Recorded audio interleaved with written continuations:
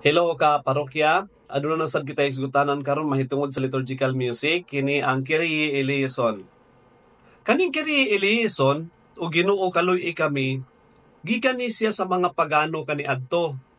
Inigmuagi gani ang emperor unya muyukbo ang mga tao unya walay mahitabo sa ilaha gikaluy-an sila sa emperor. Mu-acclaim din ni sila o musinggit dayon ni sila sa Kyrie eleison. Unsa may purpose sa mga tao kaniadto niini? Mao ang pagdaig sa pagkamanggiluluyon sa emperor or sa hari. Pag-abot na nga ang Roman Empire is nahimo na siyang Kristiyano, ang mga emperor nagsugo nga dili sila ang maluluyon kundi si Kristo.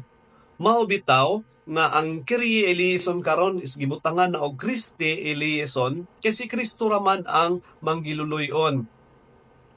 Suman ato gigamit na ni siya permanente sa misa. Unya naa na siya'y Kristo kaluy kami. Unsay purpose nila ani? Pagdaig sa pagkamanggiluluyon ni Kristo. No? Again, unsay purpose? Pagdaig sa pagkamanggiluluyon ni Kristo. Karon kay nagdaig man ka, unsaon man nimo pag-interpret ang usa ka kanta kung nagdaig ka? Mingaw ba? Di ba medyo grandioso man? Tungod kay nagdaig ka, kay gikaluy-an mo. Wala ni siya nangayog pasaylo ang kaning Kyrie eleison. So, kana i-share ni siya sa uban kay para katong mga mingaw mo tugtog mo grandioso na ilahang Kyrie eleison.